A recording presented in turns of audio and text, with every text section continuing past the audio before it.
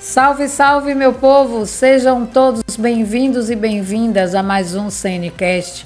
No comando, eu, Giza de Souza. O tema de hoje é os desafios da comunidade LGBT QIAPN+. E para falar sobre esse assunto, eu tenho dois convidados. Negra Isa, ela que é apresentadora e colunista lésbica, e Everton Rochade, ele que é mentor de posicionamento de marcas e palestrante gay.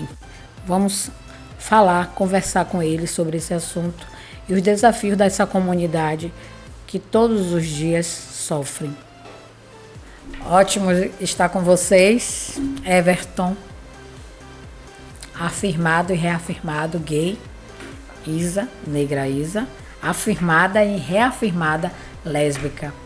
Fico orgulhosa em vocês se afirmarem, reafirmarem e aceitarem meu convite, que foi difícil encontrar convidados para essa mesa hoje. Então, comece, Isa, se apresentando para essa câmara. Gente, eu estou muito feliz em estar aqui, né, junto com o Giza e esse parceiro aqui de lutas, porque é difícil a gente achar um espaço que se abra para se falar das pautas LGBTQIAPN+, e quando a gente encontra esse espaço, a gente precisa abraçar, né? Como o Giza falou, infelizmente algumas pessoas não se sentem à vontade em estar presente em locais assim. Mas eu, Negra, sou diferente. Eu abraço as oportunidades, porque é necessário que a gente abrace, que a gente usufrua desses espaços e a gente possa colocar para as pessoas tudo que a gente passa, né, de oportunidades, de retiradas, de direitos, da negação, né, e das lutas. Então, muito obrigada, Giza, por esse momento. Fico muito feliz. Everton. A galerinha do Comando Notícias já me conhece, né? Eu sou Everton Rochade, eu sou o CEO fundador da agência Tio Hub Digital, de marketing, voltado à presença digital. Sou especialista em posicionamento e branding, voltado a vendas. E mais uma vez aqui na mesa com Giza, no Comando Notícias, para falar de uma pauta quente hoje, meu povo. A comunidade LGBTQIAPN+, e o mercado de trabalho e o empreendedorismo, como que funciona, como que isso acontece na prática, como Negra Isa falou, né? Precisamos falar dessas pautas para que a gente de fato seja visto e a gente ocupe. Nós precisamos ocupar todos os espaços necessários para que as pessoas entendam que nós somos pessoas normais, aptas a ocuparem quaisquer espaços. Giza, muito obrigado e simbora, né? Vamos lá, Isa. Isa, como você se sente como uma mulher negra, empreendedora, lésbica, tanto no mercado do empreendedorismo como na comunicação? Por você ter um programa, como é que você se sente nesse mundo? Giza, é complicado caminhar. A gente sabe que ser mulher negra já é difícil a gente entrar no mercado de trabalho. A gente vê aí quando a gente passa aqui pela via principal mesmo, pelos locais, que a gente vê as filas de pessoas buscando oportunidade de trabalho, que a gente verifica 80% daquelas pessoas são negras. Daquelas pessoas ali, 70% são mulheres buscando oportunidade de entrar, né, no mercado de trabalho. Para mim, começar a trabalhar foi um tanto quanto difícil na questão de oportunidades, mas graças a Deus eu tenho uma família que sempre teve um saculejozinho, sempre buscou caminhos de trabalho, e eu venho de uma família que é da área de contabilidade. Então, eu sempre trabalhei muito ligada à minha família. Quando eu resolvi caminhar com meus próprios pés, e eu entrei numa empresa que eu digo a você que eu fiquei assim assustada quando eu cheguei no setor administrativo e eu era a única mulher negra que estava ali. Você já era lésbica? Eu já era lésbica, mas o pessoal da empresa não sabia que eu era lésbica. Não porque eu escondi de ser lésbica, porque o convite para trabalhar chegou sem a pessoa saber que eu era lésbica. Isa, eu quero que você faça parte da minha equipe, que você coordene o setor de RH, e eu me coloquei e fui. Só que lá dentro eu me reafirmei. Eu não escondi que eu era lésbica. Mas eu permaneci e eu percebi que eu permaneci na empresa pela capacidade de trabalho. E quando a gente começou a fazer seleção, eu via a resistência de se abrir o espaço para a mulher negra, por causa do cabelo, né? Por causa do black, ou por causa da trança. E eu usava trança. Mas quando a gente fazia a seleção, que chegava para o chefão, para ele autorizar, fazer a entrevista, aí a gente via que existia um certo preconceito por causa da pele, sabe? Aí um dia eu tive que falar, olha, ou eu contrato pessoas que têm capacidade para exercer uma função ao meu lado, ou o senhor escolhe quem é a menina bonitinha que você quer botar aqui dentro da empresa. Porque para mim não é interessante. Porque as pessoas têm que aprender a medir a capacidade da pessoa, o entendimento. Não a pele nem a sexualidade dela, mas o que ela é capaz de fazer. Isso que é importante. Ser lésbica em Camaçari é difícil. O difícil que eu falo é na questão de quando você se reafirma. Quando você não tem medo de dizer quem é você.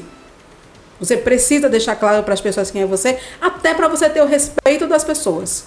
Porque eu acho que no momento que você se esconde, que você deixa de dizer quem é você, as pessoas te olham com outros olhos. Mas quando você diz assim, eu sou negraída, sou uma mulher negra e sou lésbica, sou casada com uma mulher. Sou casada há 5 anos, toda a minha família sabe que eu sou lésbica. E por onde eu passo, todo mundo sabe que eu sou lésbica, porque eu não escondo isso de ninguém. Me reafirmo todos os dias, porque a gente precisa ter respeito. Na necessidade de buscar caminhos, não só para mim, mas para outras pessoas, a gente passou num momento muito difícil. E a gente viu como a nossa população LGBT sofreu na pandemia, por falta de trabalho. A gente já não podia sair de casa, já não tinha trabalho, saía para fazer biscate, para conseguir levar algo para casa. E de repente essa população não tinha oportunidade nenhuma, estava fechado em casa e o alimento não chegava. E aí, vendo essas necessidades, essa coisa batendo assim, eu falei, gente, a gente tem que encontrar um caminho para ajudar. E a gente começou a se movimentar e com as articulações que a gente tem, conseguimos mexer até com o pessoal do Coalizão Negra para que ajudasse o movimento a acontecer. E a gente conseguiu ajudar algumas das famílias LGBT, as quais a gente tinha ligação, que a gente conhecia e que algumas pessoas indicavam, e a gente foi ajudando. E aí, quando a gente viu toda essa necessidade, a gente enxergou assim, gente, poxa, se nesse momento tá assim, quando passar a pandemia, como é que vai ser? E a gente viu o que aconteceu, né? Tanta gente que estava empregado ficou desempregado. Pequenos empresários deixou de ser empresário porque tudo se quebrou. A maioria, muitos se quebraram e muitas portas se fecharam. Aí eu enxerguei que era necessário a gente se movimentar para ajudar essas pessoas a se reinventar. Porque se reinventar é difícil. Sim. Né? Quando a gente segue a nossa vida ali naquela temática e a gente descobrir que tem que se reinventar, eu mesmo tive que me reinventar. Porque no período da pandemia eu estava desempregada, eu e minha esposa estavam desempregada. Então, a gente teve que usar dos nossos dotes culinários, do que a gente sabia fazer, e transformou a nossa varanda em um barzinho e começamos a fornecer alimento. Quem dizia a gente ia entregar, quem andava de moto ia fazer entrega, era pirão de aipim, era camarão, que pedia a gente levava. Para poder empreender. Exato. Por necessidade. Por necessidade. Essa parte do empreendimento foi a necessidade do momento que a gente vivia. A reinvenção. E a gente se reinventou. Quando a gente se reinventou e a gente percebeu que muitas das nossas amigas não conseguiam se manter naquele momento, veio o diálogo de dividir saberes. Precisamos parar para dividir o que a gente sabe fazer com outras pessoas. E é gostoso. Isso parte de comunidade, isso parte do povo preto, isso parte da família LGBTQIAPN+, isso parte do povo de santo, que são pessoas que vivem à margem, né, das oportunidades e sabem que precisa trabalhar em rede. Então, você trabalhou nessa empresa há quanto tempo, Isa? Nessa empresa que eu trabalhei 5 anos. Você passou 5 anos dessa empresa, saiu e foi para o mercado, foi para o empreendedorismo ou foi fazer outro negócio? Quando eu saí dessa empresa, eu voltei para a contabilidade. Sim, da família. Permaneci na contabilidade, ajudando meu irmão. E dali, e também fazendo música. Porque eu já tenho 15 anos na estrada, cantando na noite. Então a música foi um dos suportes na minha vida, né? Antigamente eu sempre olhava a música como um hobby. Que eu brincava com a família, todo mundo brincando. Então, mas chegou um momento que essa música, ela passou a fazer parte do orçamento familiar. Né? E aí passou a ser algo mais sério, ter que olhar com outros olhos. E eu digo a vocês, diz que é muito difícil ser musicista dentro do município onde você é uma mulher, primeiro mulher, que muitas pessoas acreditam que mulher não sabe tocar. Sim. Dentro de Camaçari principalmente. Sim. Entendeu? Mulher que toca violão, que canta na noite, que é preta e que é lésbica. É complicado. Eu digo a você que eu já perdi de fazer aniversário porque eu sou lésbica. E que a menina queria que eu fosse tocar, mas o pai disse assim, ela não vai tocar aquele sapatão, eu não quero sapatão na minha casa. Gente. Entendeu? E quando a gente leva isso, é um choque. Porque Polêmico. mexe com a estrutura, não mexe com a estrutura? Você não vai tocar na frente da minha filha porque você é sapatão. Imagine. Everton, eu quero que você fale um pouco como você começou sua carreira. Se começou sendo um funcionário na iniciativa privada ou começou empreendendo ou como uma profissão, ser palestrante, que ele é palestrante. Eu vou revelar uma coisa pra vocês. Eu nunca tive a carteira assinada na minha vida. Empresário, já nasceu empresário. Nunca tive. Porque... Você tem 27 anos, né? 27 anos. E olha, não é que eu empresariei, eu empreendi a vida inteira, não. A vida inteira, não. Eu comecei a trabalhar, eu tinha 14 anos de idade. Eu era panfletista de ótica. Tem pessoas que panfletaram comigo quando eu tinha 14 anos e continuam panfletando até hoje. Né? Mas são escolhas, são posicionamentos. Sim. E eu comecei panfletando para uma ótica aqui em Camaçari. Eu convenci minha avó e comecei a panfletar. Eu ganhava naquela época R$200. Eu era o aluno mais rico da escola. E aí daí, só que era aquela falsa promessa. Não, vai registrar, você vai panfletar para sempre, você é muito bom para vendas. Mas a contratação, que era bom, nunca chegava. E na minha meninice, né, eu era muito... Hoje eu sou afeminado, mas nem tanto. Então eu sou mais controlado. Mas quando eu era mais novo, muito afeminado. Você já tinha se identificado? Lady. Você já tinha se identificado Já, com 14 sempre, anos? Já, minha mãe já sabia, já tinha falado pra minha mãe. Embora oficialmente para a minha família foi aos 16. Mas você já se sentia gay? Sempre, né? Desde criancinha, na verdade. Desde criança? Sempre me identifiquei, sempre fui mais menininha. Tanto que eu não, meu pai, né? Eu tenho um tio que é gay. Então meu pai tinha muito medo do mundo, né? De como o mundo iria me tratar. Então meu pai tentava fazer aquela proteção que me sufocou durante muito tempo. Então eu nunca pude ter cabelo grande. Eu deixei meu cabelo. Eu não gosto de cabelo grande, mas eu tive cabelo grande depois que meus pais se separaram. Acho que foi a época da revolta, né? Porque eu queria me encontrar de alguma maneira. Então eu deixei cabelo crescer, eu tive dread, eu tive trança. Enfim, eu fiz e aconteci quando meus pais se separaram, porque eu tinha uma super proteção de meu pai, porque ele falou assim, eu não quero que você sofra o que meu irmão sofre, que é o meu tio. Não quero que as pessoas falem de você, eu não quero que as pessoas olhem pra você e queiram lhe apedrejar na rua. Então meu pai tinha esse cuidado. E pra ele eu entendo que pra ele foi difícil, ele que foi criado na roça ali, onde é tudo muito conservador, né? Normalmente essa galera mais antiga é muito... E meu pai é novo, meu pai tem acho, 40 anos, acredito, nessa faixa, não lembro muito não. Mas a casa dos 40. Faixa, casa dos 40. Já minha mãe não, minha mãe sempre foi mais aquela coisa acolhedora. Minha mãe e eu nós somos amigos, melhores amigos, de confissões, de segredos mais macabros que vocês imaginarem. E quando eu fui pro mercado de trabalho, aos 14 anos, eu tinha a promessa que iria ser contratado, mas a contratação nunca chegava porque era muito afeminado. Sim. E isso gerava um impacto para o cliente final.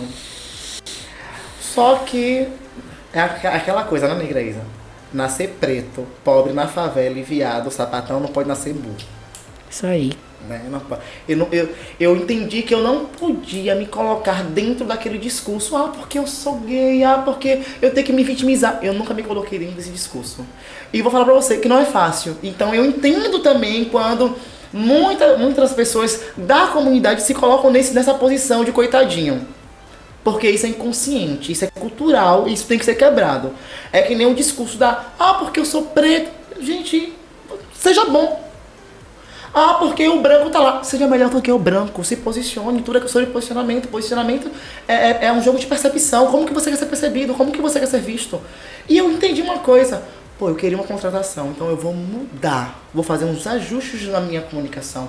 Eu vou fazer alguns ajustes no meu comportamento. E eu vou ser gerente. Sério? Era a minha meta. O que foi que eu fiz? Virei amigo das vendedoras mais velhas da empresa. Elas me tratavam como um filhinho, eu era o protegido das empresas que eu fui trabalhar, prestar serviço. Aí eu fui panfletista, office boy, os novos não conhecem essa profissão. Eu fui office boy de ótica. Levava óculos pra cima, óculos pra baixo, pagava a conta. Evoluí, Existia essa profissão mesmo. Evoluí, saí da função. panfletagem e fui virar ali office boy. Depois peguei fui pra outra ótica, sem carteira assinada, contrato frio, porque eles tinham resistência por ser gay. Né? Eu tive uma amiga minha que ela teve viagem e falou assim: amigo, eu queria tanto lhe contratar, mas meu sócio ele tem uma resistência porque você é gay. Mas você vai mostrar que você é muito bom. Ela não usou essa palavra muito bom, né? Porque a hora não permite a palavra. Mas você é muito bom no que você faz. A gente vai convencer ele a te contratar. Aí eu peguei e fiz uma formação, na época, Ana Maria Pastor, em consultoria óptica, né? Então eu fiz consultoria óptica para ser vendedor. E daí fui fazendo outros cursos, né? E me tornei consultor óptico e passei a dar treinamentos para vendedores de ótica. Então já comecei a ser visto com outro olhar. Mas ainda assim panfletava. Se panfletava. Só que o que foi que eu fiz? Eu falei assim, olha, eu vou mudar minha percepção. Eu passei a me vestir como gerente. Porque se eu queria alcançar aquele... O que é que a oratória ensina? Se você, antes de ser, pareça. Então evoque a energia. Evoque a energia que você quer pra sua vida. Você vai ficar o tempo inteiro lá. Ah, é porque eu sou viado, eu não vou conseguir. Não, você não vai conseguir se você não se posicionar pra conseguir. Então eu comecei a me arrumar como gerente e ir pra rua panfletar. As pessoas paravam pra me ouvir. Porque eu tinha conhecimento e eu tinha postura. Eu deixei de ser o menininho de 14 anos que panfletava na rua, que era super espalhafatoso ali, porque eu entendia que o mercado de trabalho, ele é totalmente exclusivo e não inclusivo. Você acredita que essa postura aqui, né, de soltar paetês, em alguma situação isso prejudica? Sim, porque nós temos dentro da nossa sociedade, né, eu tenho que falar agora de um contexto histórico, porque eu sou amante do soltar plumas e paetês. Eu sou uma pessoa que eu me empodero o tempo inteiro por conta do meu mercado. Meu mercado, ele me obriga a assumir uma postura, e enquanto empresário eu sou obrigado a assumir uma postura. Mas eu sou a pessoa que, no meu íntimo, quem me conhece mais particular sabe que eu adoro soltar plumas e paetês. Mas eu entendo que por conta dos preconceitos da nossa sociedade em contexto histórico, eu não posso ser o Everton que solta plumas e paetês em todos os locais. Eu preciso assumir uma postura diferente. E isso influencia diretamente na maneira como você vai ser visto dentro do mercado de trabalho, dentro do mercado empreendedor. Porque, infelizmente, o nosso mercado ele não é inclusivo. É que nem quando você contrata um estagiário. Você quer um estagiário que faça tudo, mas você treinou o estagiário? Você não treinou, você não preparou, você não contratou, você quer que venha pronto.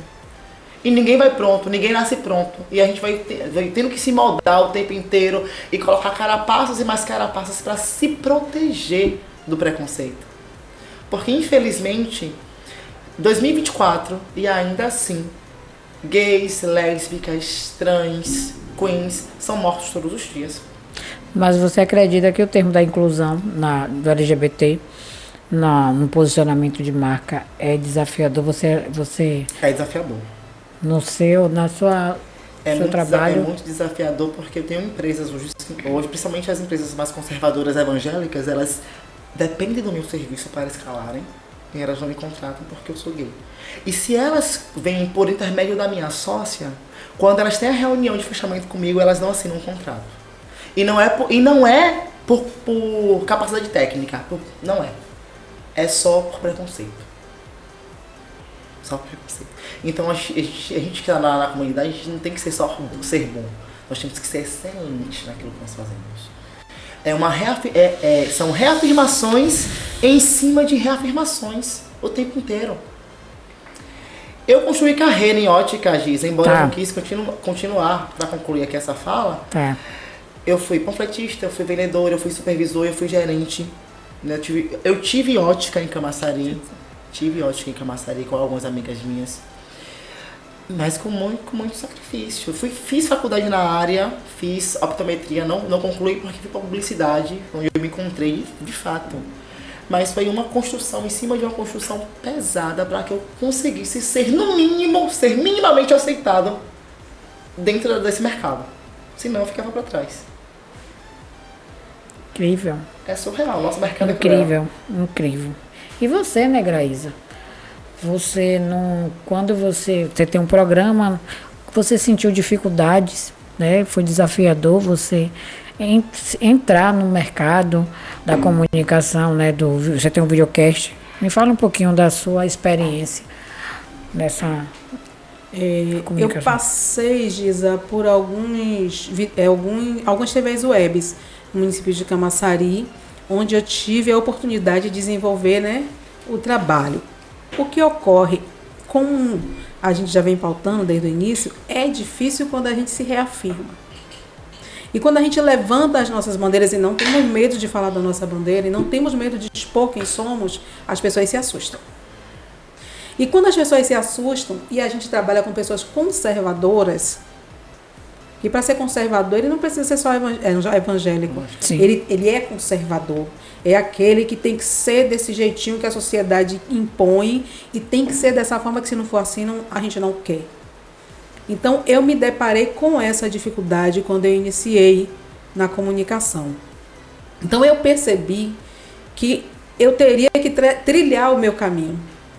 Eu precisava trilhar o meu caminho para eu conseguir fazer o trabalho de conscientização e de reparação que eu almejo alcançar. Aí seguindo a ideia da divisão de saberes e a busca pela oportunidade, eu, minha esposa, junto com alguns amigos, a gente criou um projeto chamado Somos Pretitude. O Somos Pretitude, ele vem trazendo essa temática, a temática da reparação e da inclusão, que é onde a gente consegue dar oportunidade de fala ao povo negro, à família LGBTQIA+, e pequenos empreendedores, que é difícil ter o espaço de fala. Isso que está acontecendo aqui agora é algo muito difícil de acontecer. É difícil de acontecer e nós sabemos que é. Ter o direito de mulher negra, homem preto, da família LGBTQIA+, estar aqui falando é avanço. É avanço. Em Camaçari, você é uma mulher preta. Eu sei, mas mesmo a gente sabendo que quem está acima de um determinado local é um homem negro ou uma mulher preta, muitos eles vivem condicionados às oportunidades que a sociedade impõe. Muitos vivem condicionados aos seus patrocinadores e por essa questão eles acabam não dando oportunidade mesmo a um homem preto e uma mulher preta. Então você é uma exceção. Parabéns. Então, o que aconteceu dentro de toda essa temática de busca de oportunidade, não só para mim, mas porque pelas minhas dificuldades, eu comecei a enxergar a dificuldade dos meus amigos, dos meus parceiros, das pessoas da comunidade de Camaçari, eu lutei para abrir esse espaço. Hoje, eu tenho um videocast, que é o videocast onde eu levo homens e mulheres negras para falarem dos seus empreendimentos, das suas buscas e suas lutas. A família LGBTQIA+, para falar das necessidades que tem. Porque quando a gente fala, a sociedade começa a escutar e vê que não é oba-oba, que não é historinha, entendeu? Que não é só a gente jogar os paninhos na rua e começar a dançar, porque a gente faz isso mesmo porque é gostoso de fazer. Mas a gente faz buscando o respeito pela pessoa que somos. É muito difícil, mas é uma luta que não pode parar e a gente não pode desistir. Com isso, para que eu pudesse exercer a minha função, que de repente aconteceu na minha vida, que foi da área de comunicação, e aí eu vi que eu busquei muito tempo, gente, tentando encontrar qual era o meu caminho para fazer uma faculdade, que eu via meus irmãos estudando e eu não me encontrava. Eu vou fazer música? Não. Eu vou fazer jornalismo. Sim. Nossa, somos quase colegas de profissão, né? Publicitários. Na verdade, publicitários e jornalistas estudam juntos. Separam somente no final do curso, né? É quando cada um pega a sua direção, Sua direção. E aí eu resolvi fazer jornalismo. Estou estudando. Mas foi porque eu me encontrei na comunicação. Eu me encontrei no meio do povo, conversando com as pessoas, trazendo a temática delas para perto de mim e botando isso para as pessoas poderem ter acesso. Porque acesso é importante. Hoje mesmo a gente está vivendo um momento que é delicado, que é um momento de escolha de quem representa as comunidades, né? Quem representa vocês. E aí a gente vê quem tem oportunidade de fala. Nem todos têm oportunidade de fala. Então eu abri esse leque. Eu dou a oportunidade para o candidato falar, mas aquele candidato que eu enxergo que não tem oportunidade de estar ali falando. É um espaço pouco conhecido? É pouco conhecido. Quase ninguém conhece o videocast do Somos Pletitude, mas a gente vai fazendo a temática. Sim. A gente vai levando o conhecimento e abrindo a porta, principalmente para as questões LGBT, que a gente precisa fazer inclusão. Everton, ela falou da comunidade LGBT, né? Do dividir saberes. Eu quero que você fale, no seu ponto de vista, o que você acredita e o que você acha da comunidade LGBT, que é mais você é uma pessoa da comunicação, e como você vê, né? Como você se enxerga dentro dessa comunidade. Ela é polêmica, viu? Demais. Ela gosta. Você já percebeu, né? Eu percebi. Ela tá catucando, né? Ela tá. Faltou até água aqui agora, hein? Pra acalmar o coração com a pergunta. Depois de uma pergunta dessa, pesada. Giza, a comunidade. Fala da comunidade. Assim, é um tanto estreito. Porque Sim. a gente briga por espaço, a gente grita por espaço. Mas a comunidade também a gente não vai colocar panos quentes e falar que é o conto de fada perfeito, que não é. Então existe uma competitividade tóxica dentro da própria comunidade. Existe um padrão de beleza que é estabelecido dentro da comunidade. Isso é aceitável, aquilo. Dentro da... Como a gente estava aqui falando agora há pouco, às vezes eu não me sinto representado dentro da própria comunidade, dentro da comunidade. Porque quando a gente vai para o universo de negócios de orgulho, uma temática fantástica que o Sebrae trouxe por sinal, a gente não vê a própria galera da comunidade se apoiando. Eu estava no impasse há um tempo atrás, quando eu de fato decidi viver de empreender dentro do digital, eu não encontrava mulheres designers, eu não encontrava mulheres web designers, e para mim foi um achado, fui encontrando mulheres pretas na área. Porque não tinha. A mesma coisa são pessoas da comunidade. Hoje eu sigo já algumas já me seguem ali, mas ainda assim é muito fechado. É muito fechado. Você acredita que milita individualmente, cada um por si? Sim, demais. Demais. Não tá... Não existe uma... Dentro do movimento feminista existe aquela coisa de mulher para mulher. Que não é... Marisa, não é Marisa, não. Não é reciprocidade, não. Sororidade. Né? Sim. De mulher para mulher existe sororidade. Mas de comunidade para comunidade LGBTQIA+, não existe sororidade. Não existe. Você conta. Então, hoje o que Negra Isa faz, em dar voz, o que você está fazendo em dar voz para a comunidade, é você ser uma exceção dentro desse mercado. Hoje, principalmente dentro do meu mercado, que é o branding, você tem poucas pessoas, você tem poucos gays dentro do branding. E um dos que eu admiro bastante é o Galileu Nogueira. O Galileu, ele, com acho que 60% do corpo de funcionários da empresa dele, da Galileu Academy, são LGBTQIA+, e tem um percentual anual que ele tira da renda per capita da empresa para doar para um abrigo que acolhe pessoas da comunidade que sofrem com HIV. HIV.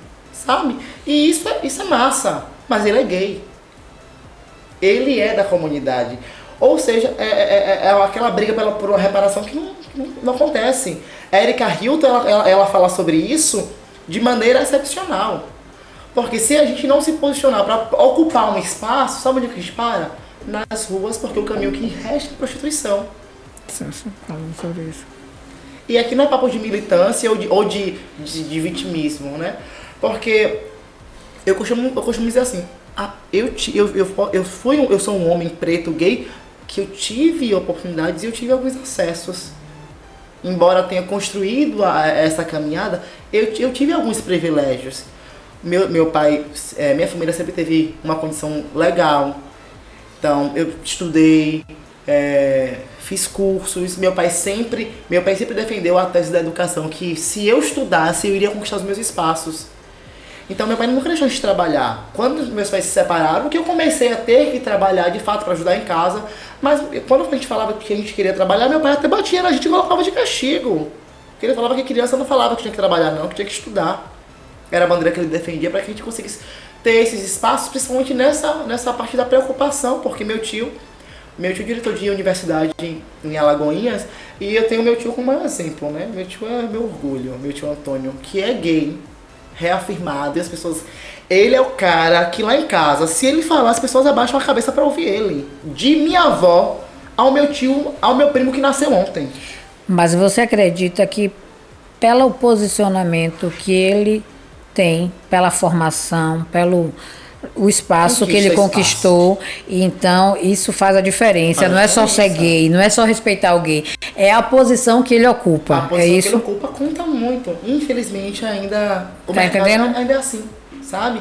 As pessoas realmente é aquele famoso ditado, né? Quando você é visto, você é lembrado. Se você é bem visto, você é lembrado e desejado. Sim. Então é muito sobre isso. Eu fico muito triste quando eu chego no mercado de Camaçari e eu vejo a galera toda hétero trabalhando e a galera da comunidade não tá. E com capacidade para estar ali naqueles locais. Sabe? Não é o caso de todos os comércios de Camaçari, de todo o mercado de Camaçari, vou colocar como mercado geral, mas de uma grande maioria aqui. Então você sente que tem uma resistência ainda. E não é por falta de capacidade técnica, porque a galera é muito boa. Eu formei numa turma de publicidade, agora aqui a maioria da minha turma é tudo trans, lésbica e gays, velho, sabe? Homos. Então, tipo, pô, massa demais.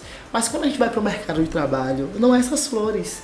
Quando eu fui empreender, Giza, eu não fui empreender porque eu achava bonitinho empreender. Não, eu fui empreender porque eu iria empreender ou eu ia ter comida na minha casa. Sabe? Eu peguei aquilo que eu era bom, design, eu sou um ótimo design, por sinal. Eu fui fazer design de social media, que na época nem se falava em social media. 2016 não se falava muito em social media ainda. A ocupação estava iniciando no Brasil. E eu já fazia artes para Facebook naquela época, para blogs, para sites. E eu comecei a fazer aquilo ali para algumas igrejas, porque eu fui embora eu seja um homem preto, de candomblé, gay, eu fui evangélico também, embora eu tenha nascido numa família que é de candomblé. Né? Eu sempre tive essa liberdade, que foi atrás da libertação, que eu não achei, viu? Você foi atrás da libertação? Você foi atrás. Me conte um pouco dessa libertação que você foi atrás. Conte. Eu fui atrás da libertação, eu não fui só na igreja evangélica não, viu? Foi aonde? Por quê? Me conte. Eu fui na evangélica, eu fui na messiânica, eu fui pro budismo, eu fui pra todos os locais que falaram pra mim que eu teria uma possibilidade de ser hétero, casar com alguém e ter filho. Por quê? Não queria, mas a sociedade impunha que eu tinha que ser, né? Ah, sim. Pode comprar lá que depois ele pega. Aí eu tive que... Pô, olha... Você foi atrás da cura gay? Fui atrás da cura gay. Fui noivo de mulher, senhora. Hã? Assim, você, uma purpurina, fui noivo de mulher. Você foi noivo de mulher? Depois eu descobri que minha noiva era lésbica. Aí ficou tudo certo. Ficou tudo certo. Tava os dois tentando esconder da família e no fim eu namorava com ela, eu fui visitá-la. E quando eu cheguei na casa dela... Você já viu o negócio desse? Eu cheguei na casa dela, ela estava se pegando com a melhor amiga. Eu falei, normal, tudo certo. Eu me pegava com um menino chamado Felipe na época, também nos offs.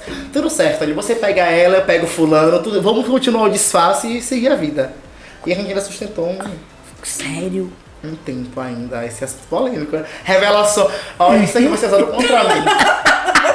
Esse recorte vai ser usado contra mim, tô sentindo.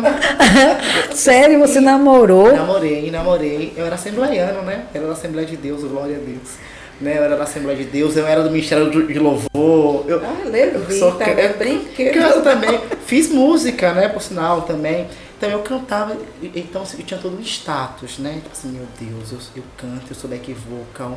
Fiz back para alguns nomes do gospel que são grandes mesmo, a nível Brasil. Assim, como é que eu apago? Não posso, agora do nada acabar com minha carreira. E aí, né? Chega um dia no terreiro da minha tia para levar um negócio para ela. Anos que eu não dava um espírito. Oh, meu Deus. Lá fiquei. Tive que voltei pra candomblé. Saí do evangelho, voltei pra candomblé e falei assim, sabe de uma? Everton é isso aqui, Everton é gay, não tem... E ele tem que viver a vida dele. E foi assim, seguindo até hoje, me reafirmando sempre. Embora as pessoas falem assim, Everton, você é um gay que você não fala muito que você é gay nas suas redes sociais. Mas é por conta justamente de uma postura profissional que eu preciso ter enquanto empresário. No meu perfil pessoal, quem me segue no meu perfil pessoal sabe que eu solto plumas, paetês, purpurinas e muito shine nos meus stories, principalmente quando eu tô na roça com meus irmãos. Os meus irmãos que também são gays, e é uma resenha, a gente chama de churria, uma alegria daquelas. Mas dentro do meu âmbito profissional eu tenho uma postura totalmente diferente, né? Eu falo diferente, eu me posiciono diferente, porque eu preciso atender um mercado que não é inclusivo. E eu preciso estar apto para isso, né? Então, Isa, ele um jovem, né? Um adulto, mais jovem, e que tem uma vivência intensa, né? Você está vendo que ele tem uma experiência, uma vivência incrível, que eu nem imaginava. E aí eu venho para você dessa nova geração na comunidade de lésbicas, né, jovens. Você acredita que hoje se tem uma oportunidade e que elas têm facilidade de se reafirmar ou se afirmar lésbica do que há 20 anos atrás, 25 anos atrás, como lá eu tentei uma cura gay há 10, 12 anos, 15 anos atrás. Tava surtado. E hoje você vê o que dessa comunidade? Esses jovens que a gente vê na rua, vindo da escola, de mãozinha dada, e que se declara com 12, 13, 14 anos, que tá aí. E uma coisa que eu quero pontuar para vocês, a consideração que tem que se ter também ao hétero. Se fala muito que precisa ser respeitado, mas o hétero também tem um espaço dele e precisa ser respeitado, que às vezes, em alguns casos, eu não estou levantando bandeira de ninguém, tá? Mas eu quero também pontuar e registrar que existe também o direito do hétero dizer, eu não gostaria de ter um casal de duas pessoas, seja ela hétero ou gay, tendo um contato íntimo do lado dos meus filhos. Pode ser casal hétero ou gay, né? Então, às vezes, eu sinto a falta de compreensão, de empatia para o hétero, um casal hétero ou conservador, como vocês queiram falar, que não concordam, que tem o direito de não concordarem. Não pode, tem que respeitar. Então, eu quero que você fale desses dois assuntos. Vou começar por esse último que você falou agora, depois eu volto para as crianças. Essa questão do respeito, e aí como você levou para esse lado da questão do hétero, ele falar de não aceitar que um casal LGBT tenha contato físico, né? Um beijo, um abraço, perto dos seus filhos, eu compreendo quando isso parte de dois lados. A criança, ela merece respeito do hétero e do LGBT. Do mesmo jeito que o LGBT não pode ficar se abraçando e trocando beijinhos na praça com as crianças lá brincando, o hétero também não pode, porque beijo e abraço é igual para todo mundo. Não tem diferença. E respeito, ele acontece de ambas as partes.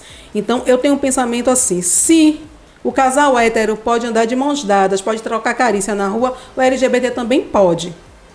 Tudo é na base do respeito. Ninguém vai ficar lá se atracando, dando aquele beijo avassalador no meio da rua, porque não fica bonito para casal nenhum fazer isso no meio da rua, nem diante das pessoas, faltar com respeito, porque ninguém se sente bem. De verdade. A gente não se sente bem estar num local e estar um casal ali naquele amasso, porque aquilo ali existe o lugar certo para fazer isso. Trocar um selinho, um abraço, troca de carinho, acho que é normal em todo lugar. Então, quando um hétero, ele age dessa forma, na minha visão, que é a minha visão, ele está tendo, na minha visão, ele está tendo um ato preconceituoso. Agora, se ele disser, eu não acho certo que um casal fique trocando carícias de junto das crianças, ele está certo. Porque aí ele não faz diferença, nem se é LGBT, nem se é hétero. A minha visão é essa, o respeito é parte de todos os lados. Com relação aos jovens LGBT, às lésbicas que surgem hoje, e aí os meninos também, que surgem hoje LGBT, eles têm algo que os anteriores não tinham, que é algo chamado liberdade. A liberdade hoje, os jovens, eles enxergam uma liberdade maior. Sair da escola de mãos dadas se torna mais comum, porque a juventude de hoje tem uma mente mais aberta. O coleguinha, ele abraça. O coleguinha, ele entende que a amiga dela é lésbica. Eu digo a você porque eu tenho uma filha que quando ela tinha 14 anos de idade, ela tinha 14 anos, ela chegou para mim e fez assim: mãe, eu criei minhas filhas, elas sendo abertas comigo, porque é importante que a mãe seja amiga da filha. Você tem filhos? Eu tenho 2 filhas. Não A sabia. gente vai voltar Me nessa conte, parte. Eu quero saber esse conto. negócio. Eu quero saber esse Quanto babado. mais descavou esse Essa movimento. Essa vida, ela vai se avocando assim, né?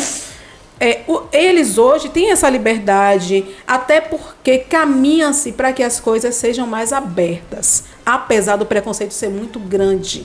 Mas hoje eles têm a favor dele a tecnologia, a comunicação, a televisão, novela, os filmes, vem fazendo esse trabalho de conscientização e de inclusão. Existe. A nossa sociedade é que ela é muito conservadora, então a gente tem que ficar lutando para vencer esses paradigmas. Mas essa juventude hoje, graças a Deus, estão mais abertas. Quem anteriormente, como eu, Negraísa, quando 13 anos de idade, que eu sentia aquela coisa diferente, né? Tocando assim na minha amiga e meu corpo todo tremeu. Meu Deus, o que é isso? Que eu não entendi exatamente o que é. Novinha. Vou queimar no mármore. Menino, não queime não. Não, vou queimar no mármore. Porque quando ela traz esse contexto dela, né? Ela novinha, 13 anos, eu imagino que a galera tinha aquela coisa, né? Não, tem que se batizar, crismar, você tem todo um... Você segue todo um ritual. Não é? E eu né? só não fiz crisma, mas eu me batizei, fiz catequese, fiz tudo. Tudo isso na igreja católica. E o que acontece? Naquela época, se eu dissesse pra minha amiga que eu toquei nela e meu corpo tremeu, ela não ia querer mais ser minha amiga. Hoje é diferente. As meninas falam: ai, minha amiga, tudo bem. Mas você sabe, né? Eu gosto de menino.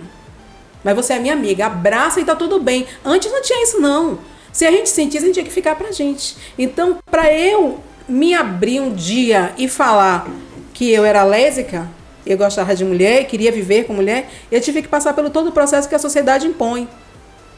Eu me casei, eu fui casada com o Márcio, constituí família, tenho 2 filhas, tenho a Fernanda e tenho a Tamires. A minha filha mais velha hoje tem 25 anos de idade.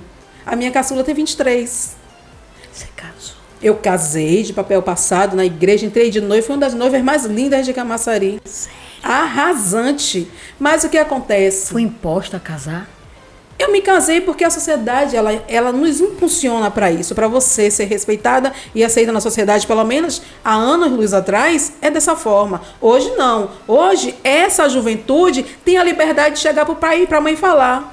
Obrigado, Negraísa. Obrigado, Alguns. Viu? Obrigado por essa construção. Porque isso foi porque você lá atrás brigou. Outros, os nossos antepassados brigaram por esse espaço, né? Quantos e quantos da comunidade LGBTQIA+, foram mortos, apedrejados, né? Pré-julgados, presos. E vive casada, né? Que a gente... Ela teve força para separar. Eu acho. Vou contar a história. Para que a gente hoje pudesse ter essa liberdade, né? Fui casada durante 10 anos. Eu fui casada durante 10 anos. Você viveu 10 anos. E eu não sabia, e eu vou usar uma expressão agora, eu espero que as pessoas me entendam, eu não sabia o que era gozar. Eu não sabia. E muitas mulheres vivem hoje, mesmo mulheres héteros, não sabem o que é isso, não sabem o que é gritar de felicidade naquele momento maravilhoso. Eu não sabia. Quando você casou, você sabia que sentia alguma coisa por mulher, mas não sabia que era lésbica. Eu sabia, mas eu sabia que não podia ser. Isso, porque eu vinha de uma família conservadora. Meu Deus. Eu vinha de uma família super conservadora. Então eu segui os ritos que a sociedade permitia, lidava com aquilo. E segui minha vida, porque a sociedade diz isso. Família é o quê? Homem, mulher e filhos. Família é isso. Constituir é isso. Então eu segui. Mas um dia meu casamento já não estava legal, porque eu não me sentia bem, porque não era confortável. E terminamos. E ele sentia que você... Não, porque eu era uma mulher prendada, né? Eu cuidava de tudo, mantinha meu relacionamento numa boa, mas sabendo tudo que eu sentia quando eu vi uma mulher atraente passar perto de mim, que eu achava lindo demais aquilo, era...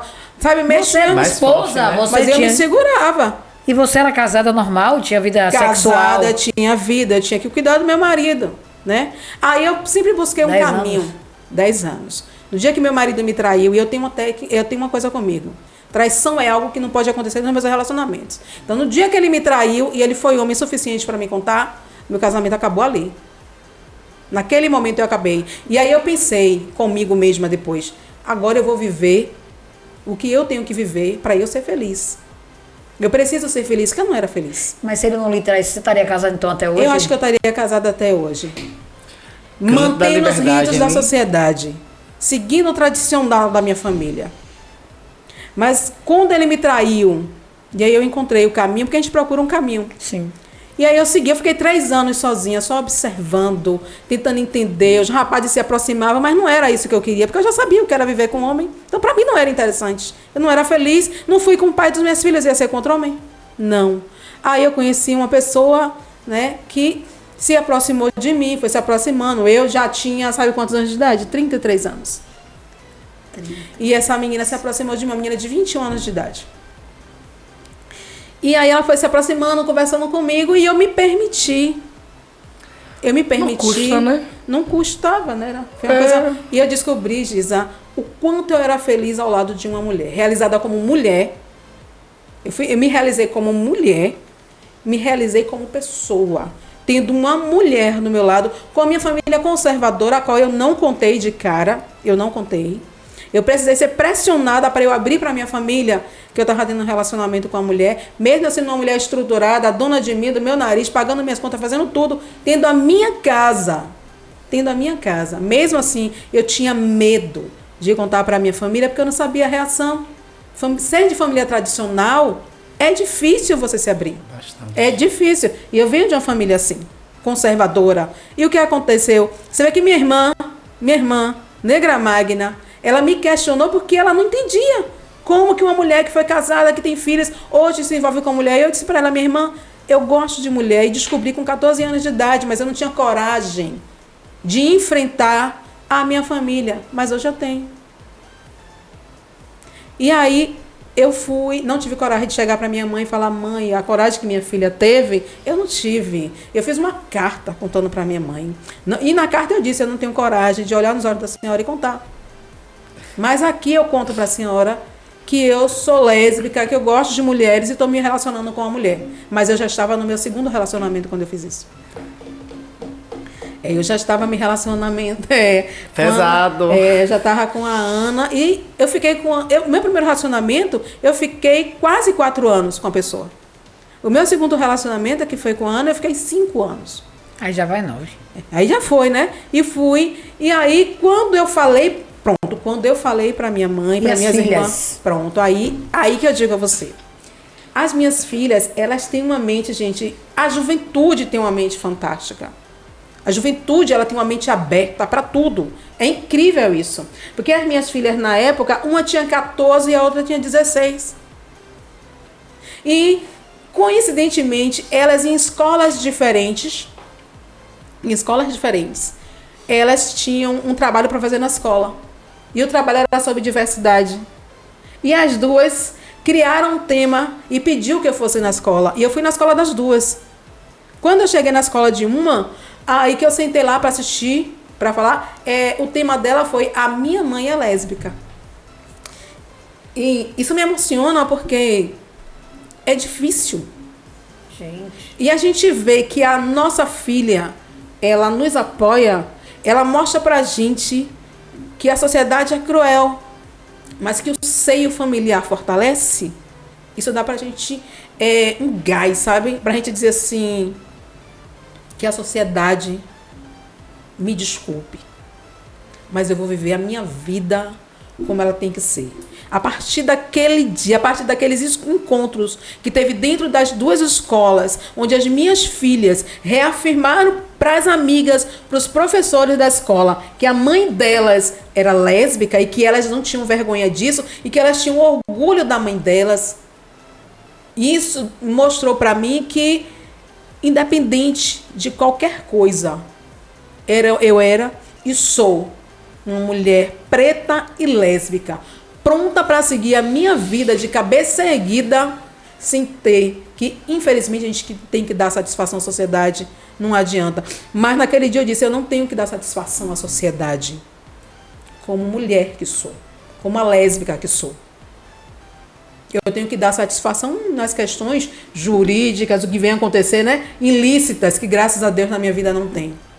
Mas é difícil caminhar? É. A diferença que tem do antes e do hoje é algo chamado espaço, respeito e liberdade.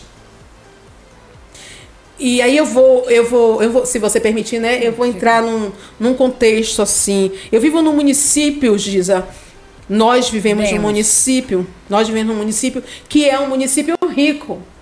Mas que quando a gente vê a construção do LOA, a gente não vê na construção do LOA verbas direcionadas para fortalecimento, para inclusão e reparação da família LGBTQIA+. Não tem. Não tem. Camaçari tem um espaço, entre aspas, chamado de... O nome é Soma. É o Soma. Pronto, o Soma tá ali, que é para ajudar a família LGBT. Ajudar como? Desculpe. De que jeito? Não ajuda. Não tem oportunidade. Não tem inclusão. Não existe. É um espaço maquiado para a família LGBT de Camaçari. Carlos, me desculpe, eu lhe admiro o seu trabalho. Você é uma pessoa que me representa, mas não é você. É o espaço. É muito fácil pegar um LGBT, calar a voz dele, colocar ele no espaço para ele trabalhar e ele saber que ele não pode se colocar porque no outro dia ele vai ser exonerado. Tem representante da gente dentro da prefeitura? Tem, a gente sabe que tem. Tem vários, inclusive, né? Mas que não pode falar. Mas que não pode se colocar. Que não pode brigar, até porque ele não tem nem recurso para fazer as coisas acontecerem no município. Não existe o recurso, Giza. O que adianta a gente ter um ponto de referência se esse ponto não nos dá caminho de trabalho? Para que existe?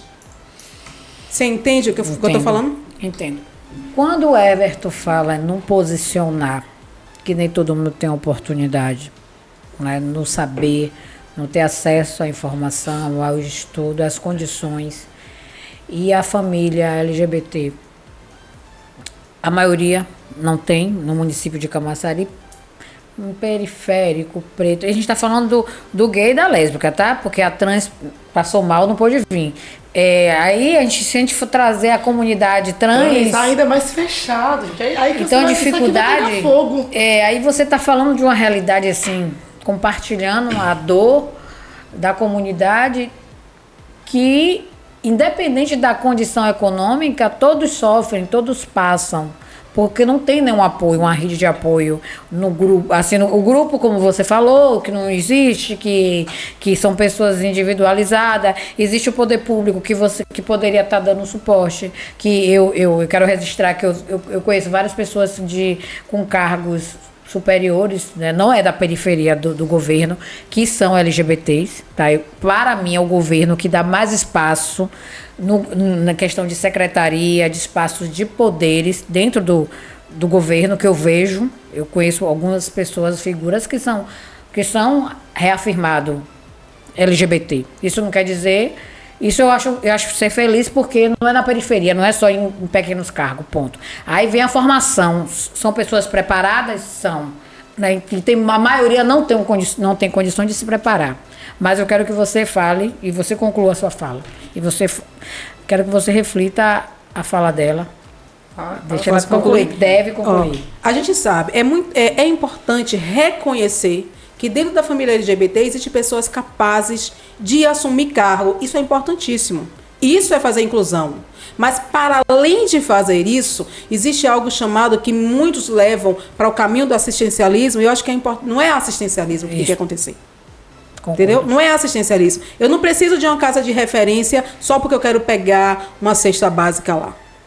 Tudo bem, tem o assistencialismo para aqueles que não conseguem trabalho. Eu acho que o importante seria, na minha visão, é dar à família LGBT, aos LGBT, que às vezes, infelizmente, não comparecem para estar nos espaços, mas oportunidade de crescimento através de um trabalho de profissionalização.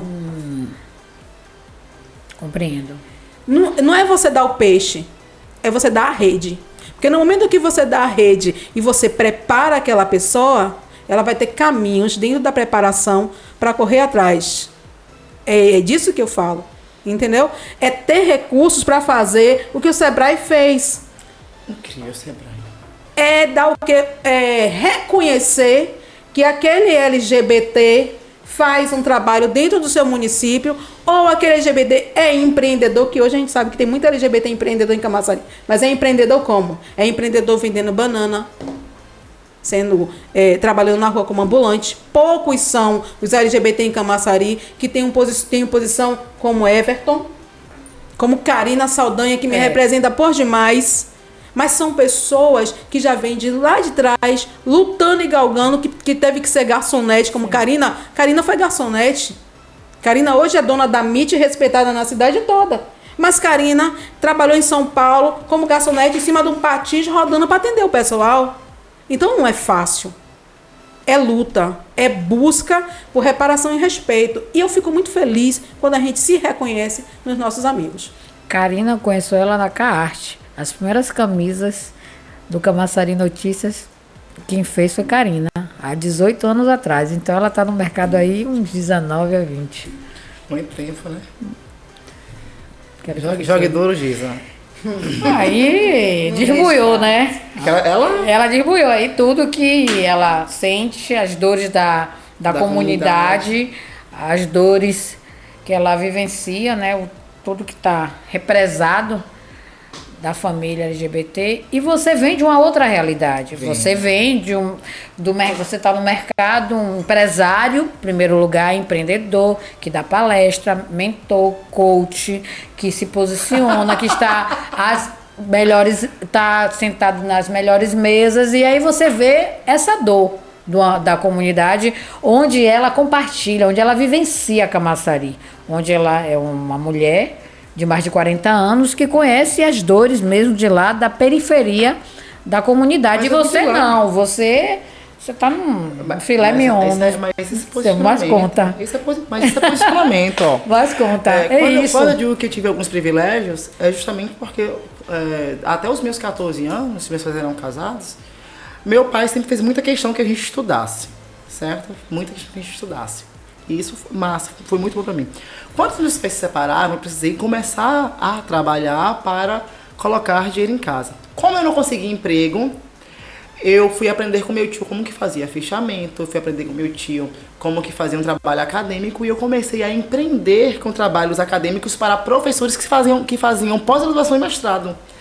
Então, eu sempre gostei de estudar. Eu tinha uma biblioteca na minha casa com mais de 250 livros. Poxa. Né? Eu doei para a biblioteca do meu interior, por sinal, a metade, alguns eu fui dando para amigos, e enfim, porque a gente viajava muito. Só que quando eu saí do mercado de trabalho aqui de Camaçari, que não me dava espaço de trabalhar com dignidade. Quando eu falo dignidade, carteira assinada, tudo bonitinho, como manda o figurino, porque existiam os receios, porque todos os cargos que eu ocupei no mercado óptico foram contratos, nunca foram tipo assim, você vai trabalhar CLT aqui. E porque eu fui lá e conquistei o meu espaço brigando igual cachorro na rua. Né? Eu briguei como cachorro na rua. Então eu fui panfletar, eu virei consultor, eu virei vendedor, porque eu me tornei amigos de donos de óticas em Camaçari. E essa aptidão de alguns gerentes fez com que eu chegasse a algum lugar. Porque talvez, se eu não tivesse essa ambição, eu acho que as pessoas têm que ter ambição. As pessoas falam de ambição e as pessoas têm medo de falar de dinheiro e de ambição. Sim, tem medo. Né? Eu não tenho medo nem de falar nem de ambição nem de dinheiro. E isso é crença, são crenças limitantes que a gente precisa romper para conquistar novos espaços, para galgar espaços. E eu percebo que a comunidade, ela tem essa dificuldade de quebrar esse paradigma ainda, de falar que eles têm ambição de conquistar espaços, de falar que eles querem ganhar dinheiro. Existe essa dificuldade, mas também não existe uma conscientização. É o que Negra Extra traz. Conscientização. E foi o que o Sebrae fez agora no mês do orgulho. Lançou um evento do caralho em Salvador, negócio de orgulho, embora não muito divulgado. E eu entendo os porquês por trás, a gente sabe que não é fácil promover um evento para a comunidade. E eu me vi naquele espaço porque eu vi vários Evertons ali, várias Negraísas ali, empreendendo. Sabe? Empreendedores que foram levar a voz do seu negócio, que faziam porque faziam. E quando eu decidi empreender no digital, voltando a isso aqui, foi porque eu não conseguia mais emprego em Camaçari. As gestões das óticas mudaram, as óticas mudaram os seus donos e eu fiquei para trás com toda a formação. Eu era graduando em optometria. Você acha que eu não tinha capacidade técnica de ser vendedor de uma ótica? Eu sou consultor óptico formado pela Maria Pastor. Eu sou consultor óptico formado por Manuel Carneiro. Tenho contato, aprendi com um dos melhores, Heron, Marcelo Fraga, que é presidente do Sindicato de Ópticos Dependentes da Bahia. Então você acha que eu não tinha capacidade de assumir um posto de gerência pela experiência de mercado em ótica? Tinha, mas nunca houve esse espaço. Então eu comecei a falar, não, vou pro digital, o que é que eu sou bom? Eu desenhava roupa, sempre desenhei roupa, né? Meu sonho era ser estilista. Eu comecei a desenhar roupa, eu peguei esse talento, esse dom que eu já tinha para o desenho e comecei a entender como que funcionaria isso no computador. Sempre fui curioso de computador, tablet, fazer ilustração e eu comecei a fazer ilustrações no computador, vender para as igrejas. Eu adoro as igrejas, porque as igrejas foram os meus maiores clientes. Eu não posso falar nunca desse povo, viu? Eu não sei se porque o povo todo me conhecia já na igreja, porque eu sei que também é muito difícil, né? Essa contratação dessa galera da igreja pra galera que é da comunidade. Mas eu tinha um respeito e tive muitos amigos, né, do seio evangélico que compravam as artes para os cultos, para os eventos que eles faziam nas igrejas. E aí começou o boca a boca. Não, Everton faz. Everton faz logo. Aí eu falei, não, isso aqui vai ser o que vai me dar dinheiro. Eu comecei a fazer aquilo para poder sustentar minha casa. Eu já morava só, eu saí de casa, eu tinha 15 anos quando eu saí de casa. Né, fiquei com minha mãe, quando eu fiz 15, saí de casa, fui morar só. E eu tinha que manter a casa. Foi mesmo, 15 anos. 15 anos, já morava só. Eu tive que manter a casa. Então eu comecei a fazer o quê? Eu fui aprender sobre como criar arte, fui estudar Photoshop. Tudo isso na onde? Utilizando um Samsung Grand Prime que eu tinha na época. Quem sabe o que é um Samsung Grand Prime, meu amor? Só quem viveu essa história do Samsung Grand Prime sabe tanto que trava. Mas assim, eu não vou me colocar dentro desse discurso que porque eu sou gay, porque eu sou preto, que eu não consigo conquistar o que eu quero. Eu não me coloquei dentro desse discurso. Eu acho que essa mentalidade, esse mindset, ele tem que ser mudado na galera da comunidade. E ao invés de ficar se vitimizando o tempo inteiro, ali de fato, brigar. Porque Negra Isa precisou se posicionar, mesmo já estando bem estruturada, formada e capacitada para ocupar qualquer espaço que ela quisesse, ela precisou se posicionar enquanto pessoa da comunidade fala assim, olha, eu não vou me calar. Eu tenho capacidade tanto como qualquer outra pessoa. E eu preciso estar aqui. E foi lá e brigou e conquistou. É o que Everton faz hoje.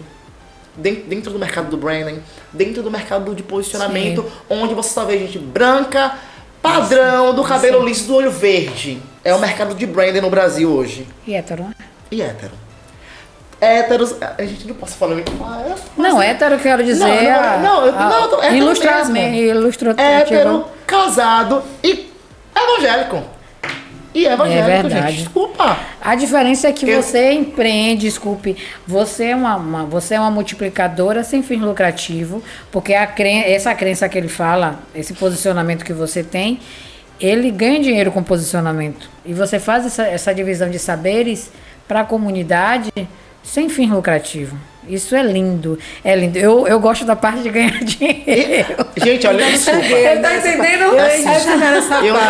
São duas pessoas lindas que fazem praticamente, levam o saber, entregam o saber maravilhoso, mas com os resultados, os propósitos diferentes.